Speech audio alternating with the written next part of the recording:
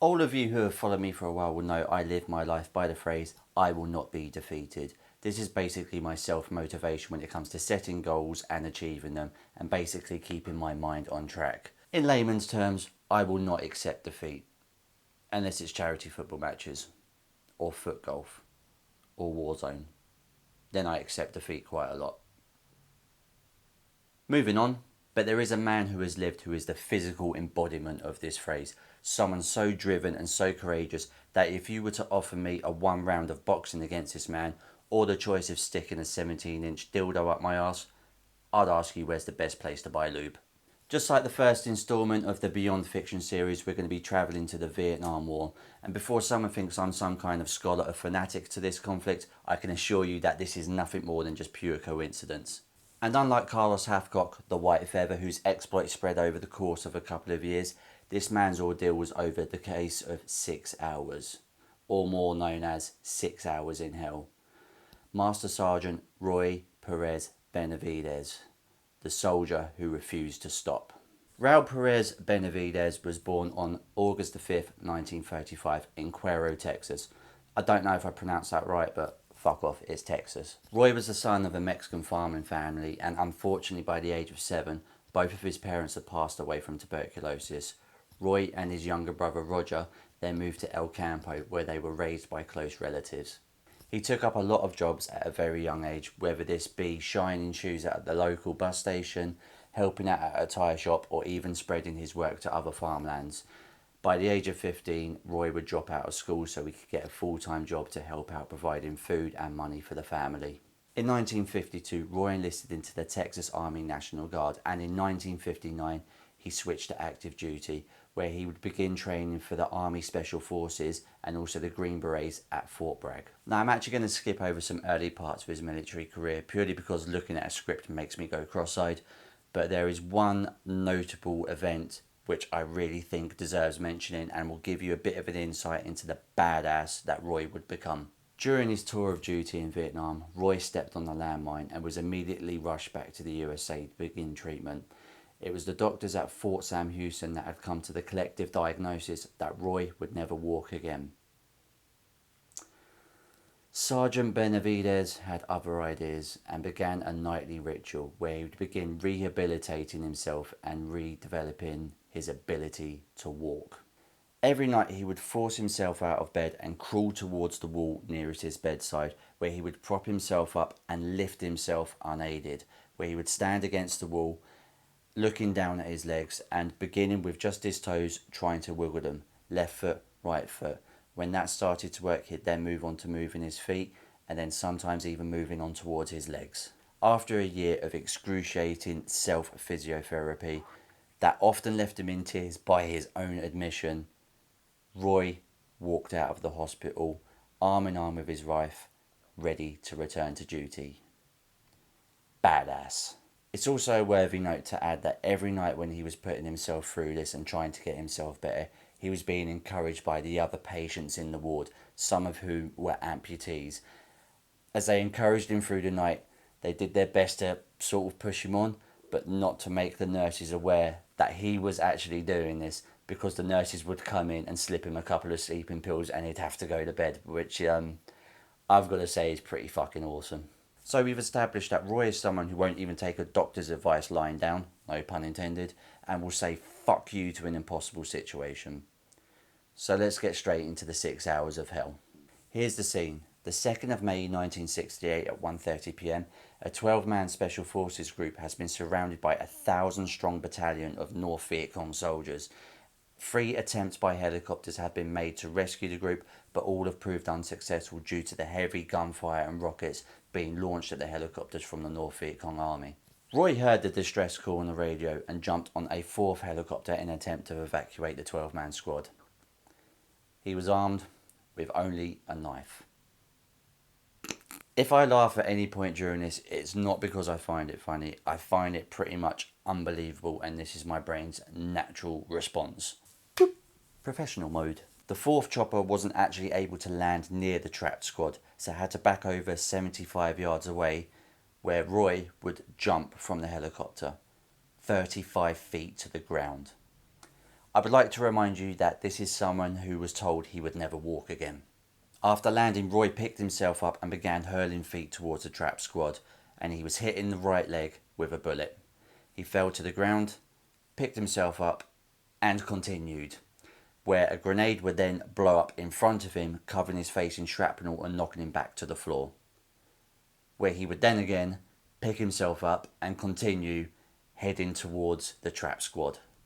After brushing these injuries off like they're nothing more than an irritating gnat bite, he managed to reach the trap patrol, which had broken off into two separate squads. From there, Roy picked up one of the AK-47s, laid down suppressive fire, and began to administer morphine to the wounded.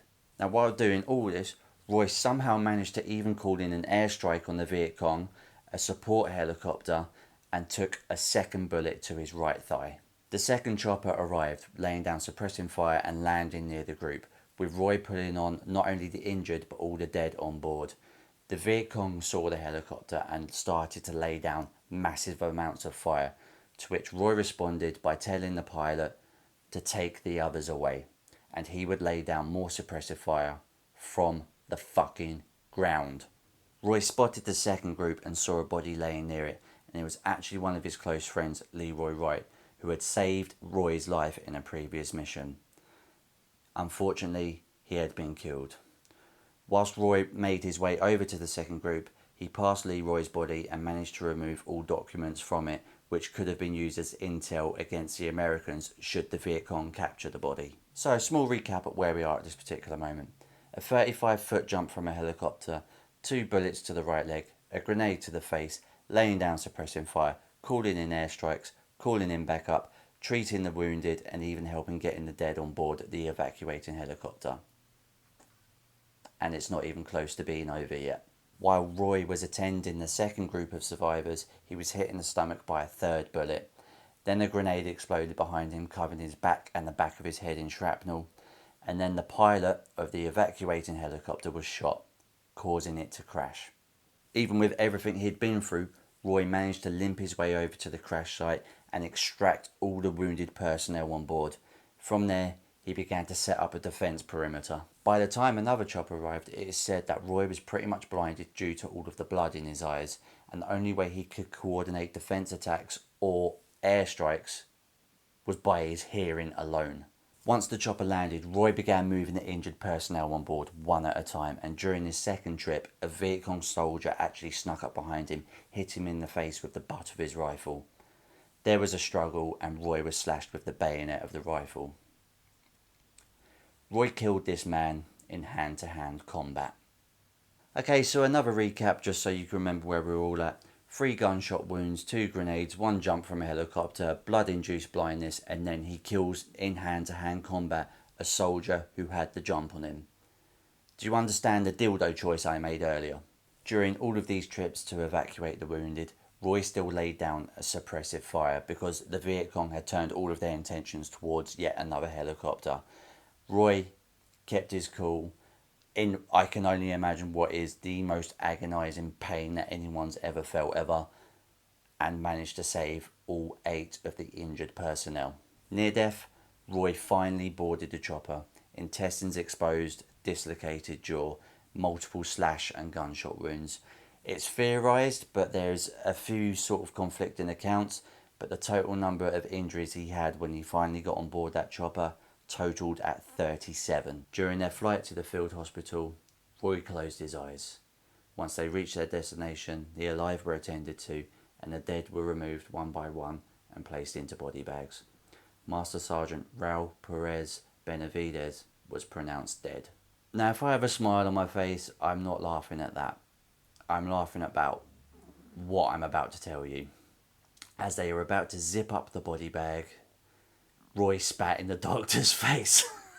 You see, with his eyes still shut from all the blood and a dislocated jaw, and a body battered beyond hell, it was pretty much beyond impossible to communicate with a doctor. So this was the only method he could say, do not zip that fucking body bag. At the end of his 6 hours of hell, Roy saved 8 lives, and at the cost of his own body.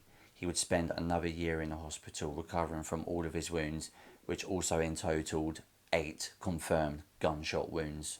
More wounds included slashings to both arms from the bayonet and shrapnel to the face, chest, scalp, back of the legs and feet. Now I'm going to let this all sink in for a little bit, because I know the first time hearing this story it's actually quite astonishing. The lives he saved, the injuries he sustained, and the sheer brute will determination to get it done is, to quote this series, beyond fiction. Now, one thing I haven't told you, I have sort of left out, because I wanted to tell you now whilst this is all sinking in, but it's also a bit of a signal into his badassery. Even if that isn't the word, I don't care, it is now. Roy's call sign within his group was Tango Mike Mike, or the letters TMM, which he translated into that mean Mexican. In 1976, Roy retired from the military and moved with his wife and his 3 children back to El Campo, Texas. And in November 29th, 1998, Roy Benavidez sadly passed away at the age of 63 due to respiratory failure. He was buried at Fort Sam Houston with full military honours. And just to list some of his decorations awards: the Medal of Honor, and the last recipient of the Medal of Honor from the Vietnam conflict. 5 Purple Hearts, the Defense Meritorious Service Medal, apologies if I butchered that, the Meritorious Service Medal, the Army Commendation Medal, and the Texas Legislative Medal of Honor. Again, sorry for any servicemen out there if I pronounce those wrong. It's just a case of I can't talk properly and my handwriting is atrocious. The main reason I wanted to include Roy's story is, number one, it's an incredible story and I think a lot of people need to hear it. And secondly, if you're a writer, particularly if you're writing fiction that is something very grounded and realistic, you always wonder, am I making my character a little bit too strong, or am I making the punishment they're taking seem a little bit too unrealistic?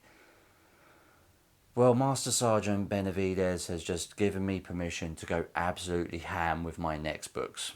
Because when it comes to Roy's story, even President Nixon, who was awarding Master Sergeant Benavidez his Medal of Honor at the time, said this, and I quote,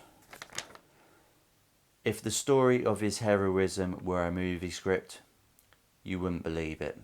So ladies and gentlemen, this has been the second addition to the Beyond series I'll be doing.